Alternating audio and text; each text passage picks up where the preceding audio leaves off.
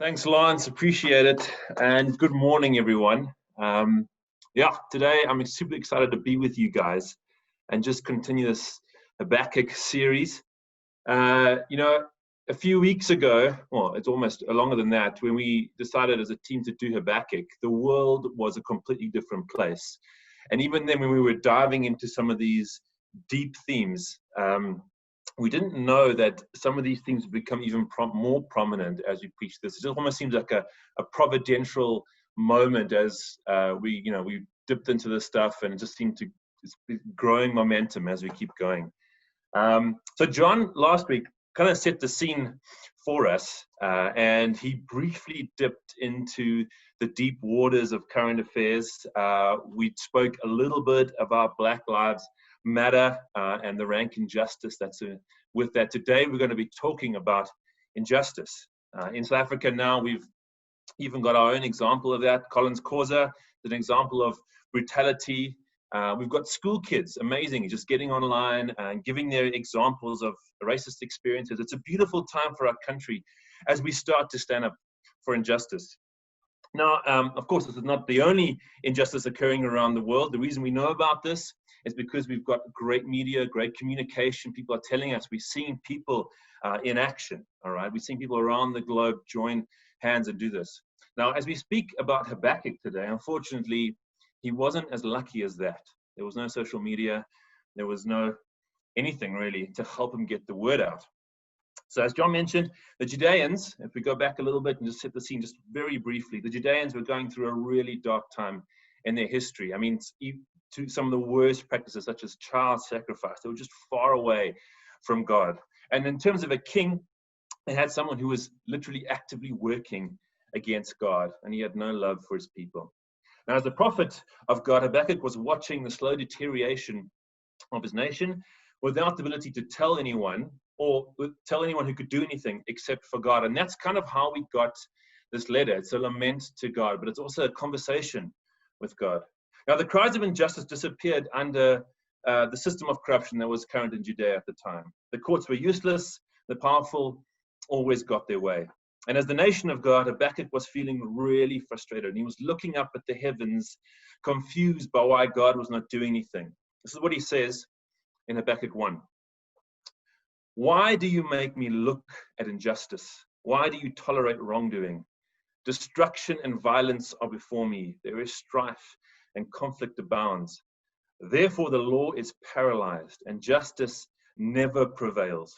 The wicked hem in the righteous, so that justice is perverted. So now in this area of justice, I'm at war with myself continually. On one side, I'm super tired of hearing about injustice, right? That's what we hear in the news all the time. It's happening all around us. Personally, on a selfish level, I want peace and I want tranquility. In my job as well, I'm told about horrific conditions and the lives of refugees, trafficked children, people on the brink of death from corrupt governments. It's really exhausting. But it's also legitimate that you and I feel like this, right? But now on the other side, Habakkuk and I are like kindred spirits. I can't tell you how many times I've read a testimony from somewhere or been on the ground and seen firsthand the evil that persists in our world. And I've had this exact conversation with God. As I listen to the stories of thousands of George Floyds and Colin Causas all over the world who are tortured and killed and starving and persecuted, and nothing seems to be changing the status quo, I find myself asking the same questions. Like, why is God not fighting for them? Why is he so silent about their plight? Why has he not raised up a nation to save these people who are helpless against corrupt governments and really evil, powerful people? The great thing is that God is not confined by our worldview. See, if we think we have the media and the journalists kind of seeking out these stories, you jump on any sort of news website, there's a 24/7 drumming support for a cause, whichever way you look at it.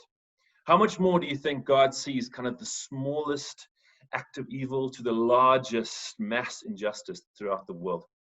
At the beginning of the Bible, it's not pretty, but God writes this about us. The Lord observed the extent of human wickedness on the earth, and he saw that everything they thought or imagined was consistently and totally evil. So the Lord was sorry he ever made them and put them on earth, and his heart was broken. So you see, God sees everything, and his heart is broken. As the number of humans increase on the earth, so does the evil. There is no one who has a truly good heart. We all yearn for things that put us away from a perfect relationship with God, and our hearts yearn to be our own God. But God had a plan from the beginning, which is great. And in his answer to Habakkuk, I kind of see him saying this. He says, Habakkuk, finally you noticed. But just an FYI, I've been acting way before you picked this up. So buckle up, dude, because it's about to get real. Now, because it's a sermon, I kind of have to actually say what he did say, which is this. So look at the nations and watch and be utterly amazed. For I'm going to do something in your days that you would not believe, even if you were told. I am raising up the Babylonians, that ruthless and impetuous people who sweep across the whole earth to seize dwellings not their own. Now, this is a strange answer, but God is so sure of his answer that he goes into all the ways of how bad the Babylonians really are, just to push his point. Right, so as a quick summary, he says this about them. They are to be feared. They are a dreaded people. They are a law unto themselves. They have an enormous army whose violence is legendary. They take no heed of other authorities, and they mock justice systems. They destroy cities. They have no regard for a greater power, as they see themselves as the greatest power.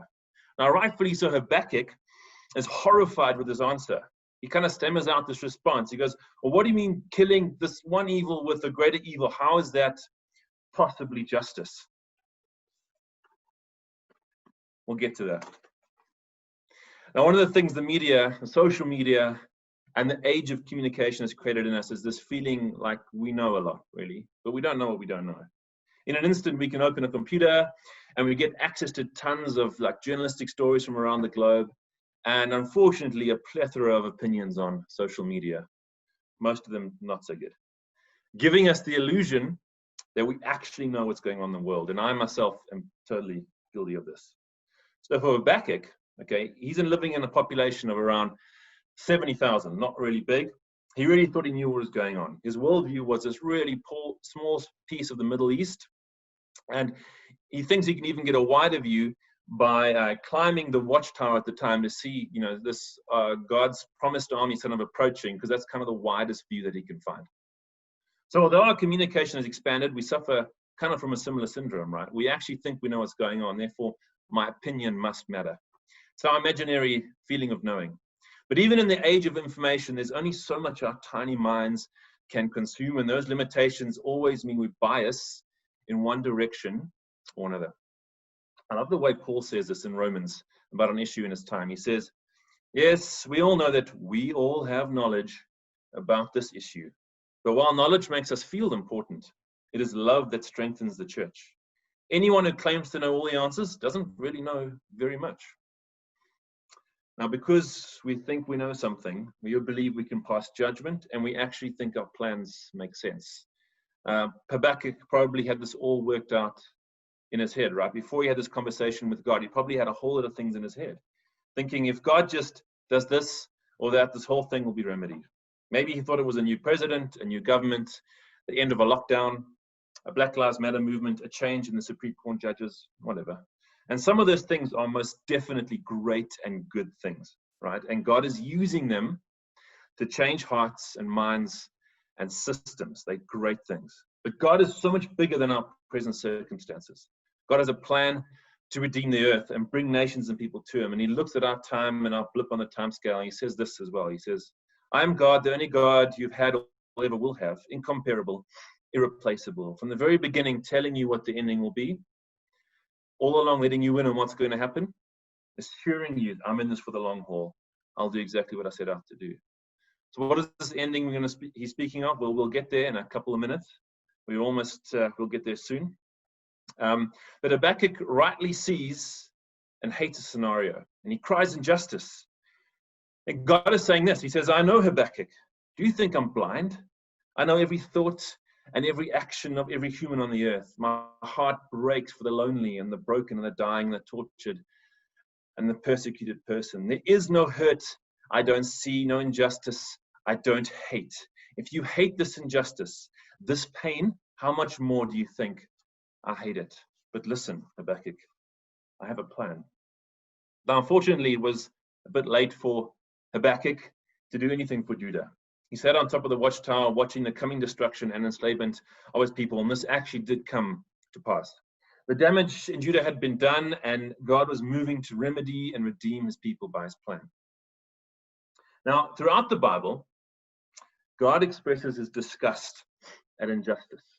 Right? God has a plan that involves us. And I loved Lance's verse because it just adds to the thing that I'm going to just speak about here. You see, if the Judeans had just stepped into what God had asked of them, they may not have found themselves in a scenario. So God says in several places, he says in Isaiah, learn to do good, seek justice, correct oppression, bring justice to the fatherless, and please the widow's cause. In Micah, he says, he has told you, O man, what is good. And what does the Lord require of you? But to do justice and to love kindness and to walk humbly with your God. In another place in Isaiah, he says, no, this is the kind of fasting I want. Free those who are wrongly imprisoned. Lighten the burden of those who work for you. Let the oppressed go free and remove the chains that bind people. Now, thankfully, across the world, injustice has been thrust into the spotlight with the Black Lives Matter movement. It's a moment in which God is shining a spotlight on a global prejudice. It's an injustice which is placed right in front of us, and we have to respond. We have to respond. It's a moment for grieving, for lamenting, for taking stock, and for comforting. Now, there's a lot of opinions, so let me try and explain a little bit like this. If a woman with an abusive husband comes to you after she has been beaten and kicked out of her home, saying, all men are evil, what she doesn't need is for you to demean her pain by saying something along the lines of, well, I'm not like that. Or no, not all men are evil. Haven't you seen? As Paul says in Romans, he says, we are to mourn with those who mourn. In her moment of grief, what she needs is an understanding arm to cry on and an understanding person to comfort her. In this moment of racial revelation, what we all need to do is to grieve over the pain which people legitimately feel, to be support for people who need healing. What we don't need is deflection onto other issues and comparisons with other injustices. We need to be light, to be the light that Jesus promised we would be to the world, and that often requires change from our side. So in order to help me explain this a little further, I'm going to paint a little picture. So one of the things you need to understand and remember about the Old Testament is that it always points to the coming of God's plan. Every story essentially tells the same story. You just need to find it. In this case, while preparing the sermon, like I found it while hanging up washing. It's the little epiphany that came in. Well, I was really wondering how I was going to talk about injustice in such a charged political atmosphere that we're in. So what is this ending to all this? What is God's injustice fix and plan? Well, to connect the dots, I'm going to tell you this little story. Okay. So there's this kid born to a poor working class family. They don't have much, but they work hard and they provide for this kid and his siblings. To survive, they work simple tradesmen's jobs.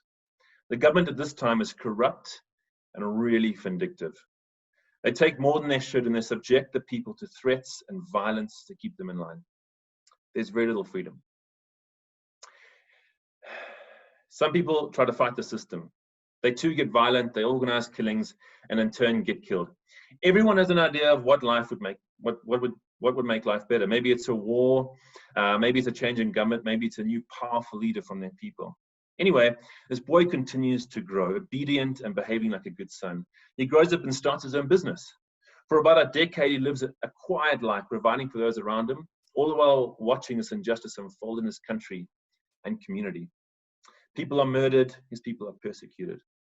One day, in his 30s, he starts to gather people around him. He tells them amazing things about God. He says stuff like, I'm the way, the truth, and the life, and no one can come to the Father except through me. Some people think he's crazy. Others think he's a revolutionary coming to change the status quo. Some follow him, not really understanding, but hoping to see change. This man never says a harsh word out of turn. He stands for justice, but knows there's a bigger plan. He never sins, never puts a foot wrong. He always shows love and is filled with the zeal for God. Anyway, one day, those who are threatened by his popularity and countercultural teachings organize to have him taken to the corrupt government. They orchestrate his death. In the name of justice, they perform the greatest injustice ever witnessed on the earth. A perfectly good man is brutally tortured for hours, witnessed by those who used to follow him and sing his praises. As his body is almost rendered bloodless, instead of handcuffs around his wrists, they restrain his hands and feet with long nails hammered into a wooden block. And instead of a knee to his neck, not allowing him to breathe, he slowly gasps for breath and suffocates as his body weight pulls him down on the cross on which he is nailed. See, no matter the person on the earth right now, there are none like Jesus. None of us is truly innocent. See, in the case of Habakkuk, he would have agreed that justice needed to be dealt to the Judeans. It was an unjust society. In Jesus' case, there was no just reason. This was the greatest injustice ever witnessed. Can you imagine the disciples, what they were thinking? Like the anger they must have felt at this injustice. Peter was the lead disciple. He was an impetuous person, prone to sudden outbursts, and James and John were brazen, ambitious loudmouths. Can you imagine what they would have been saying if they'd had social media? Anyway, through this injustice, and like that of Habakkuk's scenario, God had a plan from the beginning of human history. And as in Habakkuk's case, a severe injustice is followed by ultimate justice. You see, 3 days after the world's greatest injustice, God performed the greatest miracle by raising Jesus from death. Now, there is a very specific reason this had to happen. See, from the beginning of the human race to this point, God had been faced with a ton of Habakkuk scenarios. He continually attempted to warn and guide his people to love him by using prophets and people who are speaking out, sermons. One time he used a flood, other times he's used armies. But the condition of the human heart is always towards itself, to make itself its only God. See, God knows we are completely incapable of being perfect. And being a perfect God, he would have to enact judgment on everyone. See, ultimate justice is that we are all judged and we all are found wanting. God had to create an injustice, a system, created an instance of justice so far removed from what humans could achieve that nothing could change it. See, God had to take Jesus, sinless, and let his perfect life replace ours.